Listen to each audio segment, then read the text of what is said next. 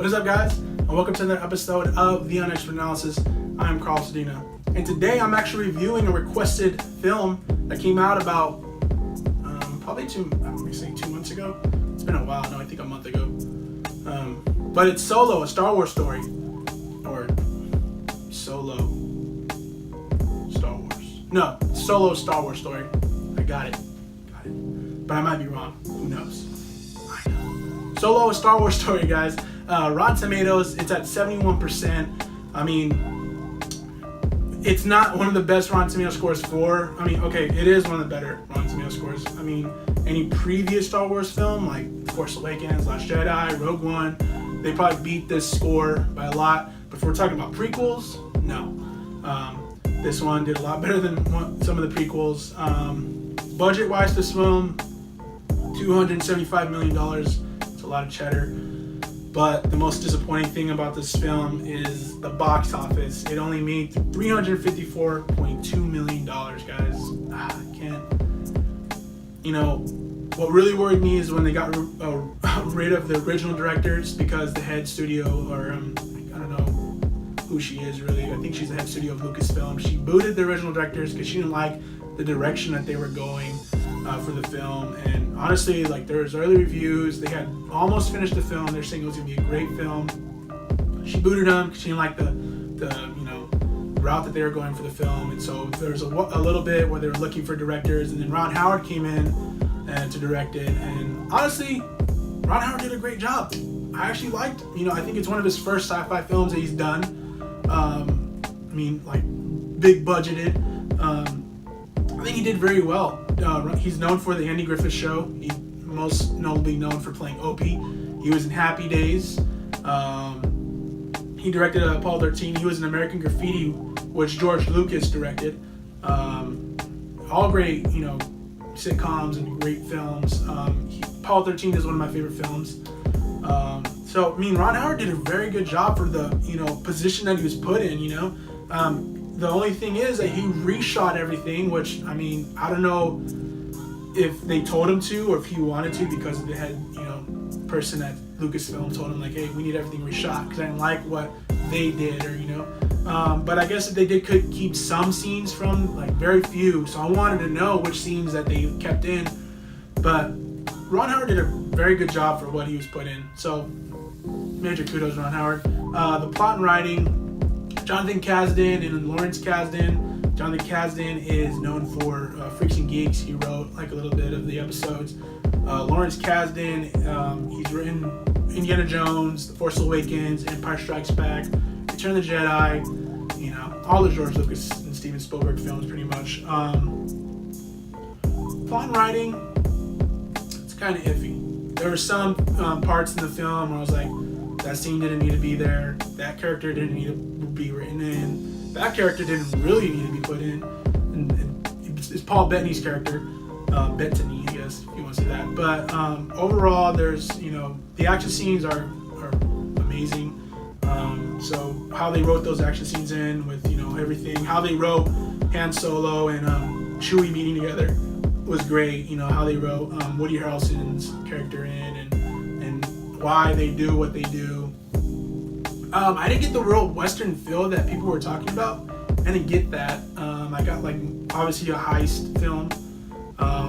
So I really can't tell you what this film is necessarily in a genre. I mean, it's a Star Wars film, honestly, but people were saying it's a Western heist film, so I really can't tell you because the writing in itself threw me off a little.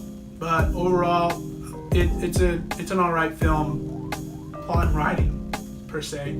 Acting wise, Alden Ehrenreich, if I'm saying that right or wrong, played Han Solo. Woody Harrelson, his character was great. He played pretty much not Woody Harrelson, but Woody Harrelson.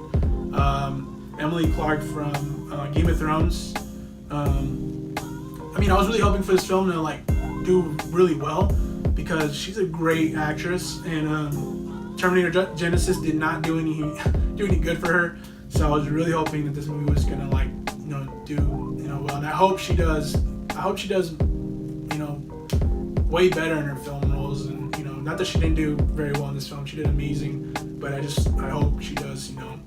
She succeeds more, just from opposite from Game of Thrones. Donald fucking Glover was in this film, Childish Gambino. We all wanted him to play Lando. We were like, he was made for Lando, honestly, and he was actually the star of the film. Yeah, he had Solo, Chewie, but Lando was like, he pretty much made the film. He made you want to go see the film again. So Donald Glover, you're pretty much Lando from now on. And I was hoping for this film to do really well again because Donald Glover, I was hoping to get a Lando film because honestly, this film, you can do a Lando film and you're set, We got a little, origin of Lando, so that was pretty cool. Paul Bettany, I didn't really like his character. He pretty much played Paul Bettany, in this film, so I think he was really, needed. He was kind of like a subplot and in another subplot. So that's another thing with the writing and the plot. There is a surprise I didn't even know that was going to happen. I still am wanting it. I still want a sequel because of this, but if you guys have seen it, you know what I'm talking about. Leave a comment. Try not to say any spoilers for people who haven't seen it, but you know what I'm talking about. It's towards the end. Cinematography, beautiful. CGI is, it's big budgeted. Everything's gonna go into the CGI. So it's a Star Wars film. It's amazing. Music score, John Powell. I loved it. I love the music score. I got chills with it. The scenes where they're flying in the Millennium Falcon. There's a scene where there's a chase, and it brought a lot. A lot of Star Wars feel, honestly. John Williams did do a little bit of Han Solo's theme song. So we got a little John Williams in it. My final thoughts for the film, guys. I liked it. The writing kind of threw me off a little for some parts. Paul Bettany's character really threw me off. But overall, I liked it. It's a great, spin-off for the Star Wars. I was hoping that they're doing, a sequel, but Disney announced that they're putting a hold to any spin-offs for Star Wars, and they're just going into the episodes still only. So that's pretty sad because we're not going to get an Obi-Wan movie. I'm so mad because they just announced they were going to do it, and then now Disney's like, nope, we're not doing any spin-off films. So I'm mad. But let me know if you guys have seen this film. If you agree with me, if you disagree. If you guys, are like, I didn't do it justice. Ron Howard sucks, and his directing. Let me know, guys. Please leave a like and a comment. And this is my unexpert analysis of Solo: A Star Wars Story. And I'll see you guys when I see you.